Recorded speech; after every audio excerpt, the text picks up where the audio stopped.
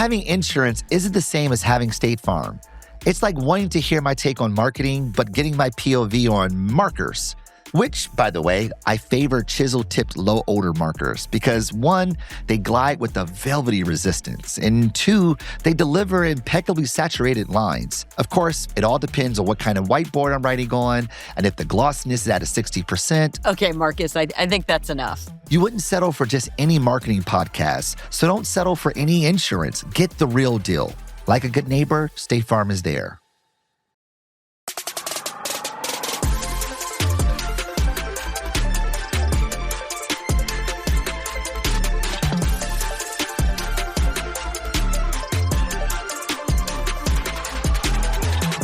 I'm excited about this one. Yeah. Great to have you guys back, Maya and Tia. You always make us a little bit smarter when it comes to understanding the Gen Z consumer and what the market actually says. So welcome back. Now, Gayle, I'll tell you this. When I was in high school, I feel like high school is really where I found myself in the world of fashion. I mean, when I was younger, I used to wear like Aladdin t-shirts. It was like, whatever. It was like, but once I got into high school, I remember this so vividly. My first day of school, I wore a Mighty Mouse t-shirt with yellow jeans to match the Mighty Mouse aesthetic. And I remember feeling like a complete loser. And as soon as I got back in the car, my mother picked me up. I was like, we had to go to the mall right now. And from that day on, my wardrobe basically was a collage of Tommy Hilfiger, Polo, and Nautica. Like that was like all I wore. And the bigger the logo, the better. Oh, right? Like yeah. I wanted everyone to know. Love a logo. Oh my God. Everyone had to know. In fact, when I wore my Nautica jacket, I used to keep like the little flotation device thing on. I used to keep it hooked to my jackets like everybody else did because conspicuous consumption was at the core of identity projection. But I feel like today, things are far more innocuous. Things are far more muted, if you will. So I think the question becomes, if consumption hasn't changed as far as its volume, in fact, I'd arguably say that we consume more now, but the manner in which we consume and its visibility, its public nature is constantly being negotiated. What does this mean for brands that become a part of who we are and how we want to be seen in the marketplace? So, of course, my high school years are far behind us. We are in a new day, a new time, in a new world. So, of course, we have with us the market to help us get a better understanding of this world. Tia, Maya, welcome back to Market Says. You blew us away the first time, so we had to get your brilliance back with us.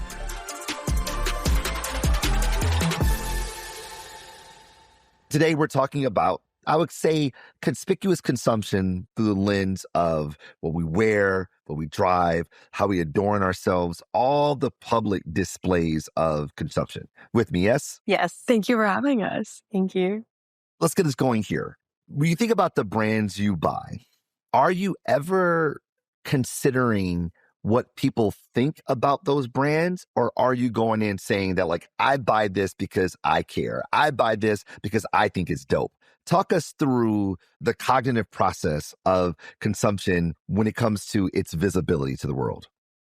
Well, when it comes to considering different perspectives with the items that I buy, for me, my biggest priority is kind of just the story that it tells.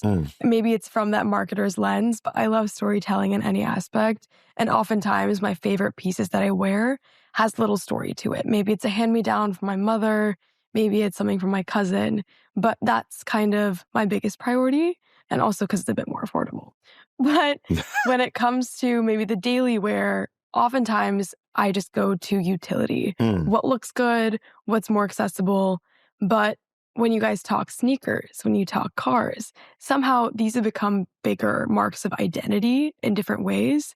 And I'd say that my workflow is kind of understanding what my utility is, what I need. If I need a sneaker, if I need a formal shoe, then I honestly go to Pinterest, get some ideas of what that could look like. And then I go to TikTok and Instagram and get those perspective of what's new, what's cool, what do I not know? Because those platforms, in my mind, tell me what's underground, what's maybe a bit more authentic to myself. So if I'm hearing this right, you look sort of for functionality congruence. Like I'm looking for this kind of shoe, this kind of top, this kind of jacket that meets these, let's call it empirical functional needs, whether it's like it needs to be warm, it needs to be black, it needs to be these things, right? And then you kind of go into these other more social settings to get a sense of its context, its meaning. Like, what is the story saying beyond what the functionality and maybe how those things are received by the public? Am I going too far there, Maya? Is that about right? No, absolutely. You said it perfectly. All right, Tia, Gayle, you got to know, Tia's a bit of a hype beast. Like she I is. love it. This is, I love this is it. like right in Thank you. we are right in her world. This is her sanctuary. This is Bring it. What hype are you subscribing to right now? Oh, I'm very much into streetwear. I feel like that's my main style. And for me, it's not about, I think the question was, do you care what other people think? For me, it's not what everyone thinks. It's more the people who know.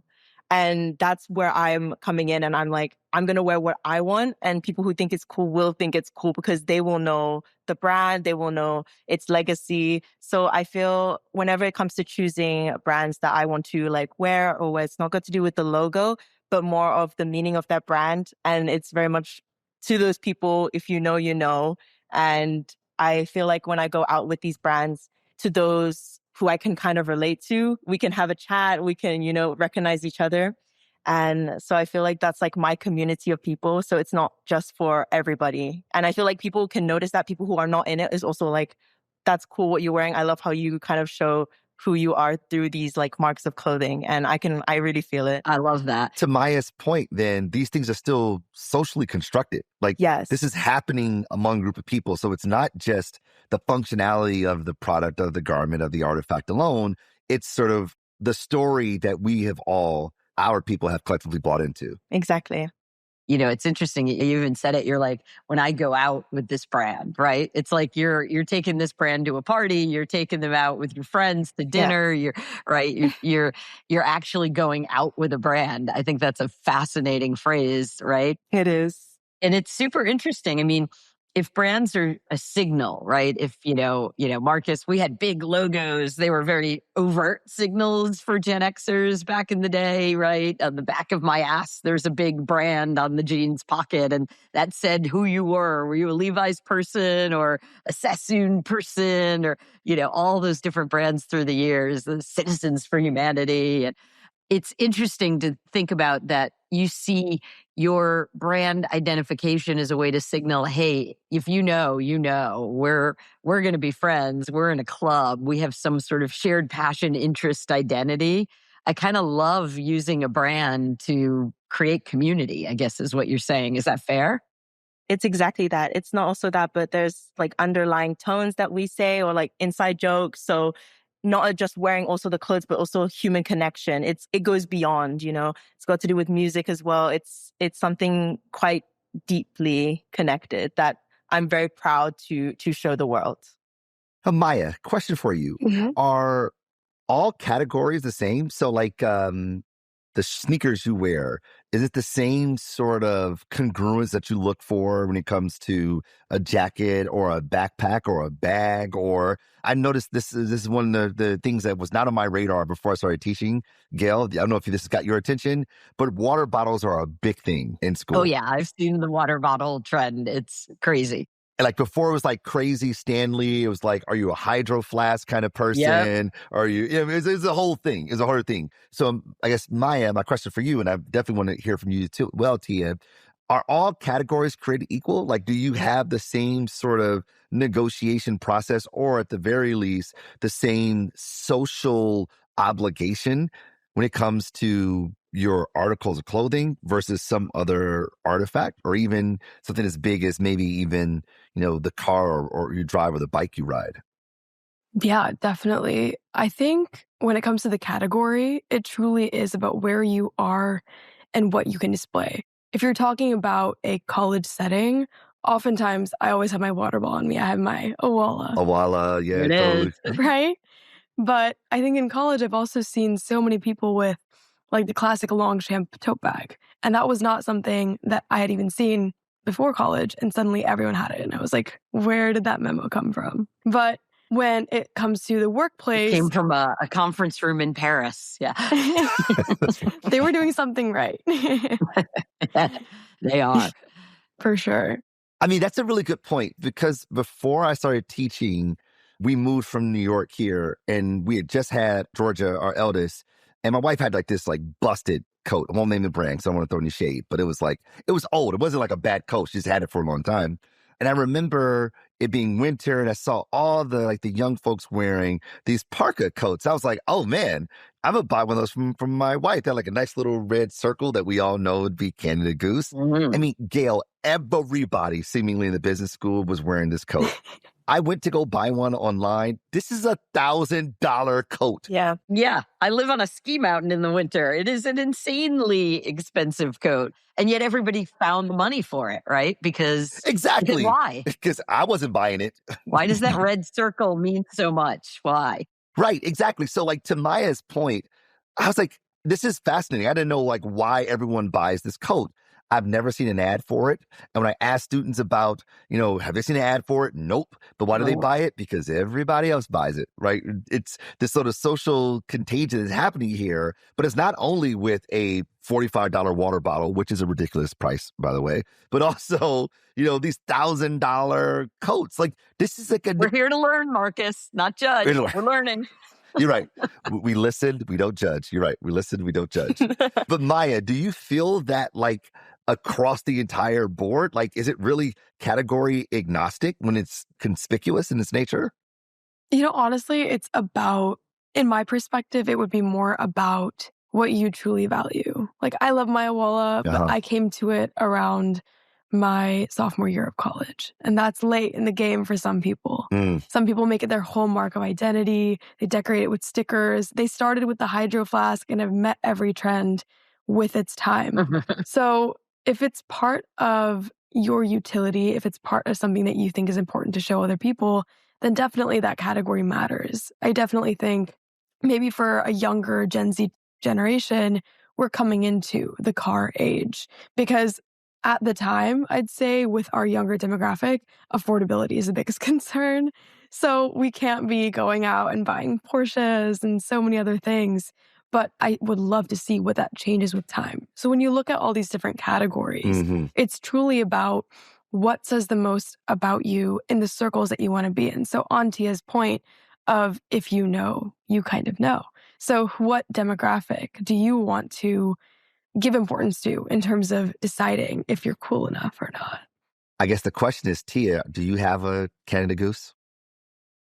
Yes, I do have the park cross. So when you were saying that, I was like, oh, did follow on that one. Yeah, it's a good jacket. Coming to Michigan, I was like, I need a good coat. So I convinced my parents and we're like, we're gonna get it. And yeah, it's too big. It's such a big jacket. I can't. Well, it's a fascinating brand because it is performance, right? I mean, they were designed for people working in the Arctic and, Did I need that much of a jacket? Like, it's good performance, but I don't think I needed it that much. You probably would have survived the Michigan winter in a lesser brand. It was definitely for the logo. I picked the one with the biggest logo. I'm going to be real. It was my first Canada Goose. Well, it was a big go purchase. Yeah. If you know, you know, but you won't know if you can't see it. The literature tells us this. It does. The literature is pretty unambiguous here. It's that, consumption is a cultural act. We buy the things because of who we are and what it means for people like us. And, you all are really, kind of giving us evidence of this, giving us proof point of this. It's just, I guess the difference is what's acceptable today is different than it was some years ago when I was in high school. Well, I think we talked a lot, brands that are overt that signal, right? Like you got your water bottle out, it's sitting there in the classroom with you. It's like you're carrying it around. And the coat, right? The coat in Michigan, you got to wear a coat all winter or most of the year. And it's a thing, right? It's on your body. You're projecting it. It's signaling this is who I am. So I understand branding there, right? Fashion, I really get, right? We talk sneakers, they're on your feet most days. They're really become a part of the image you put on as you go out of the house every day into the world. What about the brands we don't see? Are there any brands that are part of your identity that maybe bring you joy? I was thinking about even like brands as consumers you actually consume. Like, do you have food and drink brands that like they mean something to you? Maybe they make you feel something. On a bad day, you seek out this, or, you know, got to study all night. I'm going to go for this meal or this dinner. Like, are there any of those kinds of brands that we may never see you consume, but the brand matters? Absolutely. Yeah. When you talk about food, I think there's a Trader Joe's in my hometown that is right next to my house. So my sister and I would always go and walk there and grab random snacks. Those Trader Joe's Takis are probably in my bloodstream at this point, and it might be bad for my heart, but they are so, so good. I actually have a hoodie with that on the back, the Trader Joe's Takis, and I made it myself. That's crazy. And it's something I'm very proud of. I think Trader Joe's is such a great brand itself. And that is so exciting too, because it feels authentic as a brand, but it's also something that I authentically consume at insane amounts. That's actually the question I was going to ask. Like, what's the story then? So if the idea is that consumption comes with these sort of cultural stories that we tell ourselves and we negotiate with other people, what's the stories of Trader Joe's Takis? I mean, it started with Takis, I will not lie. And I think it was around middle school where everyone was just eating these Takis, and it was about your spice tolerance. If you go way back, it started with Flaming Hot Cheetos, then Takis became more of a thing. The blue Takis had its moment, and suddenly I discovered these Trader Joe's ones, and I think it's because my mom just saw them and grabbed them. And they just taste better. It doesn't feel like I'm eating red dye number 40. It feels a bit more authentic as a food, but also as I've grown up, the Trader Joe's brand is also something that I'm very proud to stand by. So it's those late nights where I'm staying up and downing a whole bag with my friends. It's studying together. It's a communal snack. So a lot of great memories have been around Trader Joe's Takis. And whenever I go to Trader Joe's on campus, which is a good 40-minute hike, I always grab like 6 bags, and then I'm out in my like house dealing them to my roommates, and they love it. So Dealing them. Oh yes. I was told just like a day ago by a fairly, ahead of the trends friend that the Trader Joe's tote bag is the new status symbol for summer. Oh yeah. So you are right ahead of the trend here as far as I've been told. But that's interesting, right? Who would think a grocery store brand would become a fashion brand or an accessory brand? It says a lot, right? I think for me, it's like beauty products. A lot of my beauty products, it's ones that my mom recommended and used on me at a young age. So I was like, okay, I guess it works out. It smells nice and I really like it. And I feel like I've just continued using it because I've been so like stubborn on changing products or trying different things because it's just been since I was young, I've been using it. So a lot of like lotions. I really like the like EOS lotions. Those are like my favorites. And I feel like everyone, like, if you recommend me like another lotion, I'm like, I'm not going to try that. Like, I feel like I'm very stubborn on this kind of things, but it's just because like it was built. Yeah. And it's not something I'm going to tell everyone, like I use it, like it's not something I'm very proud of, but it's like, that's just like in my own home. I'm just constantly buying it again. I run out, I'm going to go repurchase. So yeah, definitely something. So here's a question for us. Let's do like a brand check right now. Like, what brands are you all wearing? And how conspicuous is the consumption? For instance, like you have on like a mock neck sort of sweater-like object. Can people tell what brand it is from afar? No. This is something I'm proud to wear because I haven't seen it in mass production yet. Yeah. And I hope I don't, because it's one of my favorite sweaters. And it's from a boutique in my hometown. I know it's a chain. I've seen it in other places in Michigan, but it is a bit smaller. And that's also a mark of ownership for me in saying that, I got it from my hometown boutique. Yeah, it's almost a twist on quiet luxury. It's like, to your point, like if you know, right? It's that point you were making earlier. Absolutely. Tia, how about you? What are you wearing right now, and are they conspicuous? For me, sneakers are like Nike, Urban Outfitters, and Jaded London. So yeah, kind of like fun brands, very mixed. But yeah, I feel like those are like core for me. I really like those brands. So people would know what sneakers you're wearing, right? They'll see the Nike Yeah, swoosh. the only one that has a brand, like logo, the rest know. So if you know, you know. Yeah. Yeah, sneakers are hard to be anonymous, right? I think they're all mostly all understood, right? Hard to find a brand in that category that's not actually understood. Gayle, are you thinking about like your visible consumption these days? I'm now thinking about what I put on, and I know these are like Gap khakis, maybe, which I had a whole conversation. I never wore khakis in my life. And then, I don't know, I bought my first pair last summer, and I was like, I think I get why all those men have been wearing these pants forever. They're insanely comfortable. They're very comfy. Really delightful. I just was never that person. I don't know. Maybe I thought they were too gay. I don't know. It's the year of the khaki for Gayle. Could it ever be too gay, though, Gayle? Could it ever be too gay? You know, that's my other podcast, Gay Eye. On Gay Eye, no, you can never be too gay. No. That's what I figured. No. That was the tee up. No limit. Thank you. Yeah. Well, what about you, Dr. Collins? What are you rocking here, Mark? Yeah, give us a walkthrough. What kind of headphones are those? That's what I want to know. Oh, these are Audio Dynamics. Ooh, so those ones are supposed to be like really for audiophiles. My students know this or should know this by now. I basically wear a uniform. I basically wear the same thing every day. Yeah. Like, it's either different color khakis with a button-up shirt. It's either white or powder blue. That's it. And I wear a sweater. That's it. The khakis are normally Gap because they fit really well. The tops are always J. Crew or Ralph Lauren. Yeah, one of the two. And if I'm wearing jeans, then I'm wearing Levi's. That's the fit.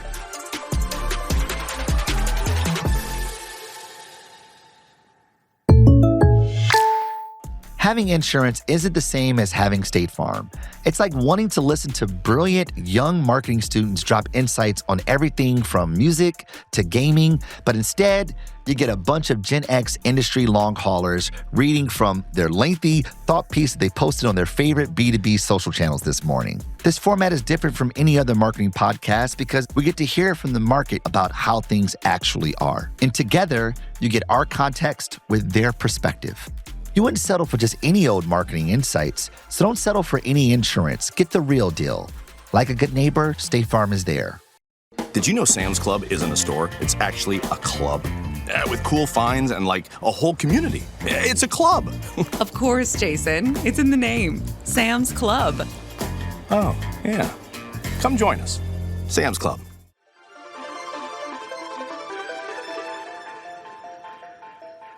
So I guess, I see what's happening here.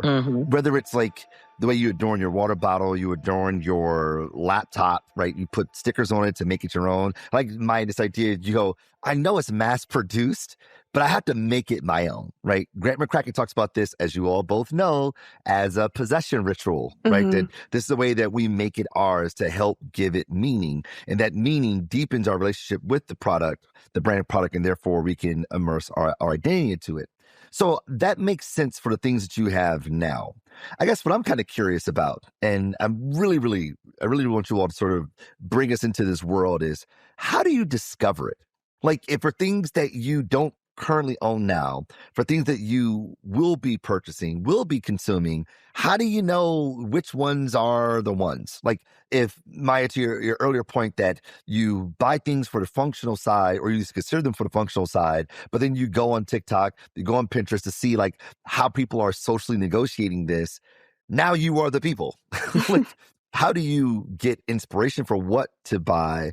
And how do you engage in the discourse on what those things mean? So let's start with the first. How do you discover what to buy? I guess seasonal utility. Okay. And that just gives you the basic of, say I want a tank top or I want a shirt, but I need it to be light and airy. And then that's where I go and kind of look at my idols. I love looking at fashion icons and seeing what they're wearing. And as I get older, I'm more and more inclined to wear things that have just a bit more personality. Take this sweater, for example, this little stitch detail that it has right now. I've seen it on different pieces of clothing, but I haven't seen it on a piece like this before. And that felt like pulling something that I was inspired by and my utility and putting it into one thing. So when it comes to that, utility is important, But style and taste, I think, is becoming more increasingly important. So if you're going to talk about discovery, I will also say taste might be outweighing what we consider to be loyalty overall. So in crafting that taste, discovery is truly kind of about your own self-taste and style and what tiny pieces can be seen throughout the tiny piece of clothing that you wear. I don't know if that makes sense, but yeah. This makes all the sense in the world. Okay. The literature supports this very thing. Its taste becomes the demarcation between where you are in the social hierarchy, right? The better the taste, the more cultured you were, as Bourdieu talks about it. And in a world that's like driven by algorithms that are more increasingly becoming more driven by AI, it's the taste of the curators that make all the difference. That are able to put this piece with that piece and that piece, this piece. You go, that's dope. You go, oh, that's killer. The fact that you saw that is killer. And then that, of course, to your point, inspires what you buy because of the belief that you have in that person's taste. Is that fair to say? Tia, talk to us. I think for me to find, the question was to how do you find like these items and all this? I feel like it's definitely, influencers who I relate to and I can see myself, like I can relate and understand them. And I really look into their fashion and I can kind of absorb it. But it is mostly like me, myself. And I feel like looking back, I've always kind of more inclined to buy things that most people didn't like. And I feel like I wanted to always be at the start of it. And I like when people hate on things because I'm always the type to say, you know what, I see beauty in it. And I think I'm special. And I feel like items, I'm going to say like the Sambas, because I was in it at the beginning. I really like them. A lot of people were like, they're so ugly. I hate them. Suddenly they started gaining more and more popularity. And now everyone had Sambas, especially in Europe. It was super duper popular. And I was like, you know what? Now I don't want to be in it anymore. I don't want to be part of this. I'm not going to wear the Sambas anymore because y'all ruined it. No one liked it at the beginning and I liked it. And now it's not cool. It's not cool because everyone has it. Talk your ish, Tia. Talk your ish. Yeah, I love it. It's definitely like popularity. No more. It's done. The trend's over now. It's done. So you want to be first, right? Yes, first to it. So are you following a bunch of influencers who are always sort of like throwing new things at you and you're able to go, yeah, I'm gonna jump on that? We're talking about first in line with the drops. When is it gonna drop? And who's first in line? Are we gonna queue for this? How much value are we putting into this, you know? Let's talk about that. That is oh my God. Yeah. You talk about Gen X versus Gen Z, Marcus. I do not understand the desire to wait in the line for the things. We avoided lines. We were like, whoa, there's lines. I'm out. I'll get it another time. I won't get it. Like, oh my God. It's like there's line justifies the brand and the thing and the purchase. So explain the line to me. The collab, the pop-up, the limited editions, the waiting. Yes. What's the waiting about? It's a war. So you're going to go in with the mindset of, I'm going to fight for this. And when I get it, I'm going to be the coolest person there because I went in with the idea of war. This is insane. And I think my parents think I'm crazy. I'm definitely the type you put value into things that they don't think there's no value. Like for them, that's like, why would you even do that, you know? But I think when I tell people who are in my circle, they're like, that's so worth it though. That makes so much sense why you would do that, you know? And I feel like, I'm like, okay, then yeah, I'm going to continue doing this. I feel like Supreme when it was like, they would drop every Thursday and then you have to like queue outside. And it was just more of the excitement. It's more fun to like the feeling of like, I might get it, you know, I'm going to fight for this. Then like when you got it, then it's like, okay, yeah. But like, I feel like that gave so much anticipation and so much more love and care for the product rather than like it just being on sale for everyone. You know, it was very exclusive. You had to work for it, right? Yes. You had to work for it, you know? We had a couple of friends' kids stay with us a couple of weeks ago in Rhode Island. They got up at 4 a.m., which was mind-blowing for me. 4 a.m. on like a Thursday to go get in a line for a pop-up. It was a Hailey Bieber Road pop-up that I heard about that. 10. They got up at 4. They were in line at 4:30 a.m. and they waited in line. The thing opened at 10.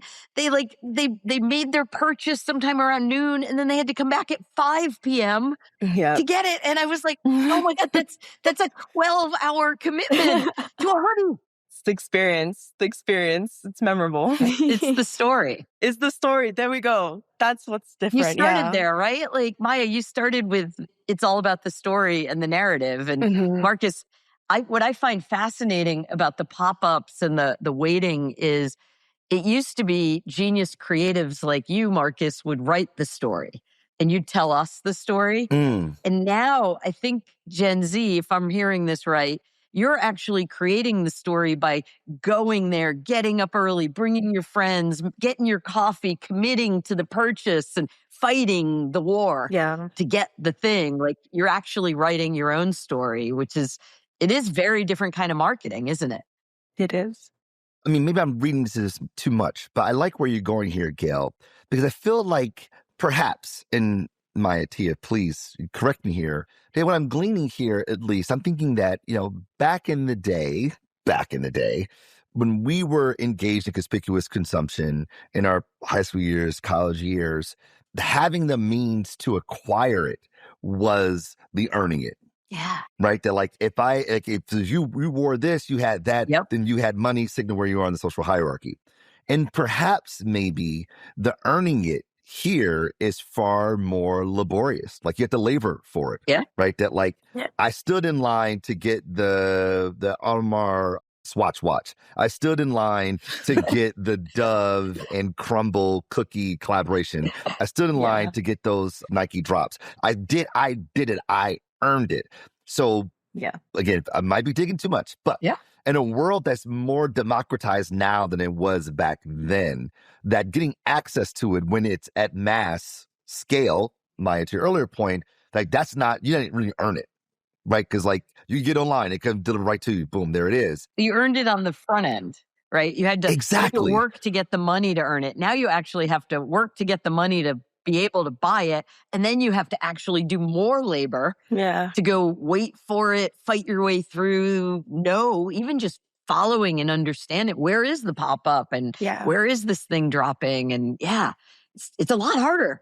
Yeah, I think that's kind of the point. I suppose it is harder, and therefore it signals that you have more time, disposable time. You have more disposable knowledge as well, or more industry-specific knowledge that you know what the right thing to get, what to stand in line for. Okay, I'll stop. Tia, Maya, if I'm barking up the wrong tree, please let me know. But this is sort of what I'm deducing as you all are speaking. Talk to me. Absolutely. I mean, we're talking about fashion. And now that we're talking about this conversation with putting in the work, one thing we have to address is thrifting. And so many of the people around me that wear some of the coolest pieces of clothing, if they answer to my question of where did you get this with thrifting, I hate them. I'm so mad because I have no patience to go and sort through racks and racks of clothing to find one gem, but they do. And they find that one gem and it's like the gold rush. They're trying to find that one piece, and that one piece eats. It's such a good piece. And I'm so jealous. And I know that I don't have the capacity to go and do that.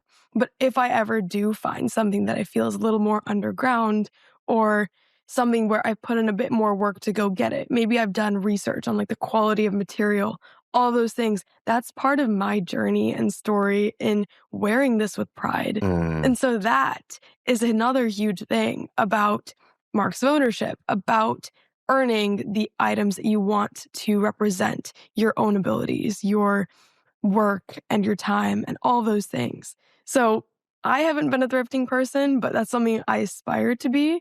Maybe it's my patience, maybe it's my taste, but putting in the work and getting something that you feel is authentic to yourself is something that I am definitely working towards. Even if it is just for clothing, that reflects different parts of my life as well.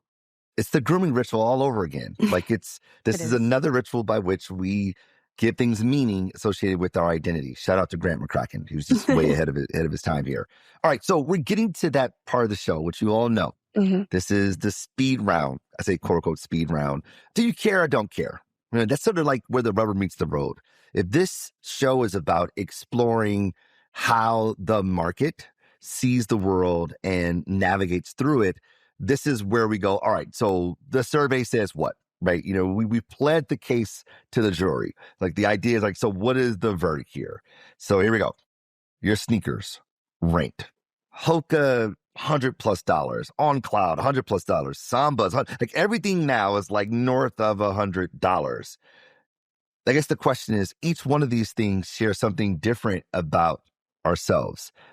Do you care or don't you care what sneakers people are wearing? Does it matter? This isn't about who you are. Care or don't care? Tia, talk to us. The hype beast herself.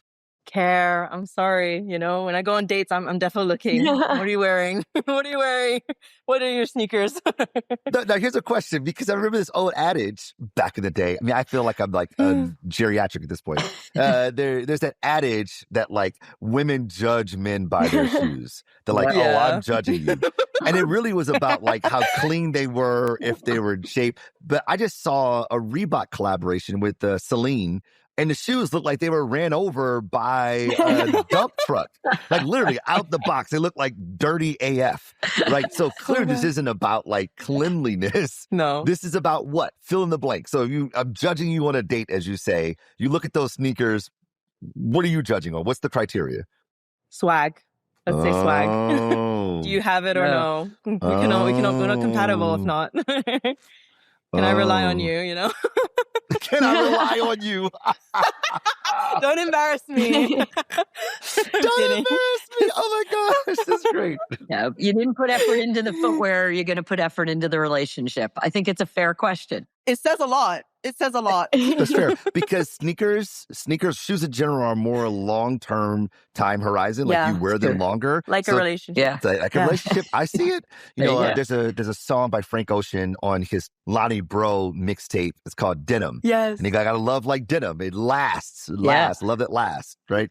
And if you pick the wrong thing, then I don't know what we're talking about here. All right, Maya. Sneakers, care or don't care?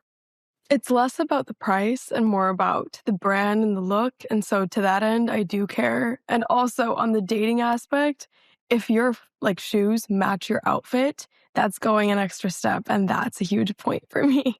Yeah. All right. So the market, listen up. Yep. Pay attention. Dating advice. It's a new segment we have here on Market That's Says. what I'm saying. The market's talking to the market. I love this. I love this. Shout out. That's right. We need to get like Hinge and yeah, exactly. Grinder and Tinder onto the pod. Let's talk about this. That's right. Okay, so sneakers, we got it. They matter. Bag. Ooh. There's like the fancy bags, the Louis Vuittons of the world. In New York City, to Gayle's point, at least, there's the tote bags, the Trader Joe's tote bags, or the New Yorker tote bag. Tote bag is a big one, right? So like the bag. Sometimes these bags can be hundreds of dollars, thousands of dollars. Sometimes they can be a $30 bag. But they kind of say something about who you are, or in other cases, they complete the outfit, or both. Do they matter? Bags. Care, don't care? Don't care. I feel like, it's different. I think a cheap bag is totally fine and there's nothing wrong with that. So yeah, I'll rock with that too. The hype beast has spoken. Yeah. Maya, care, don't care? You know, here I think I would actually say I care. And I understand the whole, like the cheap bag works. And that's also part of the choice, right? That's part of your authenticity. I have the Trader Joe's tote bag. I love it. I use it all the time. I also have tote bags that I painted with my friends, and I love those as well. So I like using what's obviously good for my utility, but also I like having something that has a bit of personality, and that's my own choice to make. Yeah. But I think it always says a little bit about who you are. I love a good tote. I tell you, I love my Cannes Lions tote. I get it every year. I love them. I love my South by Southwest totes that they give us every year. I love them. I'm here for them. Yeah. All right. Last one. We talked about this a little bit. Considering what you all said about sneakers, I'm really curious about this one. Water bottles. Again, they span the gamut because price. There are different brands that have different meanings. I imagine you will enlighten us. Care or don't care. So when you're in the classroom or you pull up into the Ugly or wherever you are, right? You pull up, this is the undergraduate library for those who are from Michigan. You pull up wherever you are and you put your water bottle on the table. You see someone else their water bottle on the table. Do you care or don't care what brand it is and what it may say about them? For me, don't care. I feel like I've never been part of like the talk with the Stanleys or the Owalas. I don't know why. I feel like I was with people who were like, oh, like who cares? Like why is this getting so much hype? Like why is people caring so much? So I feel like I was always like, okay, like doesn't matter then, I guess, to me. So don't care for me. Okay. So sneakers matter, bags not so much, and water bottles not so much. Okay. Yeah. All right, Maya, talk to us. Because I know you love your Owala. You love exactly. You carry with you everywhere you go. Care or don't care? Are you judging potential interests or potential friends even based on the water bottle that they have? I'm not judging. I respect someone that has a well-decorated one because that's commitment. But, I don't really care as much. I don't think I ever really did. I never hopped on the Hydro Flask or the Stanley, also because it's obscenely large. But when it comes to the water bottles, if you want to make it a market of ownership, go for it. Mad respect, but not the biggest thing about me. All right, I actually have one last one. That wasn't the last one. This is the last one. Okay. This is something that irks me. I'll be honest. It irks me. I see my daughter, Georgia, who fancies herself as fashionable. She got an eye. I'll give it to her. But she'll have on Nike sneakers with Adidas socks and a New Balance sweatshirt. Yo, when I was growing up, this was blasphemous. We called it perpetrating. Like, why are you perping, dude? Like, you can't wear different brands in the same category. You can't wear Adidas, Nike, and New Balance. What are you talking about? It's like wearing Hilfiger, Polo, and Nautica. You don't do that. But she's like, it ain't a thing. Care or don't care? Perpetrating. Care or don't care? Maya, first. I don't really care. In how we make decisions as consumers, this world has constant innovation with products and brands. So discovery and taste outweigh loyalty to me. So perpetrating, not that bad. I love it. You can mix it Tia, up. You I are like it. the resident hype beast. Talk to us. What are the rules? Branding. Care. That is clashing. It's clashing. Oh. I think for me, I definitely grew up, because I grew up playing like basketball and stuff. Nike was like my thing, got Michael Jordan. I was like, yes, Nike. And I always felt like Adidas was definitely those like lifestyle things that were trying to hop in with like soccer and everything. They were in on it kind of, but I was never like, I'm not wearing Adidas. Like I'm not doing that. So I was so loyal to Nike. And like, I would have like debates with people. I'm like, no, like Nike's just it. And I always resonated with them. So I feel like care for sure. Yeah, you're still loyal, right? Always. Still loyal to this day. I love that. Yeah, still loyal. Yes, there's hope for us it. Marketers. One more question for you guys. If we gave you like, all right, here's $100,000. You've got to go market a water bottle. Like, you've got to go get more people to want your water bottle. Like, what's your advice for the brands out there, the marketers out there? What do you do? How do you earn that identity, position, place in my life? Any tips? I guess make it an experience. If this conversation has been anything, it's tell a story, but also help your consumer create a story because that becomes more meaningful with time. So I guess water bottles seem like a fad time and again. There's something new. But if you're going to create a new one, then make it an experience for someone to be proud to participate in. Create that war for us to fight in. Yeah. The exclusivity, for sure. That's I awesome. love this. Yeah. Tia, Maya, thank you so very much for bringing us into your world and schooling us like you have already done and continue to do. I don't know about you, Gayle, but I say it over and over again. I feel smarter when we have these conversations. I know. Sometimes I feel humbled in how much I don't know. Yep. But also I feel emboldened because what we're hearing here is exactly what the literature has been telling us, that consumption is a cultural act. And that cultural act is predicated on what things mean to us. And we negotiate that meaning not as individuals, but as collectives, whether it's something that is conspicuous that everyone can see publicly or even things that no one sees. These things matter. People matter. And if you are trying to be a part of consumption, then you got to understand the people. Yeah. No, it's so true. And I, once again, thank you both. We learn so much. And I think one of the things I love about every episode of Market Says is generationally, it's really easy to look and judge. We did this, you do that, I don't get it, right? And what I love is every time we ask the questions, which more of us should do more often, both as marketers and as old people, but like there's reason. Yeah. there's deep, rich stories, and there's motivations, and understanding them is what will make us all better marketers. Whether you're trying to sell boats to boomers or you're trying to sell water bottles to college students, like, understanding the motivation is everything. And you guys helped us do that yet again. So thank you tons.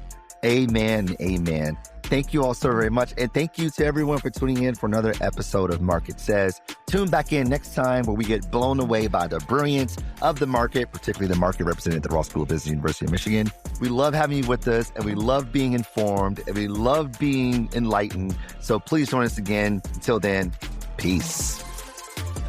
Market Says is a Bubbler Media iHeart podcast production. If you're not in the conversation, you're not in the game.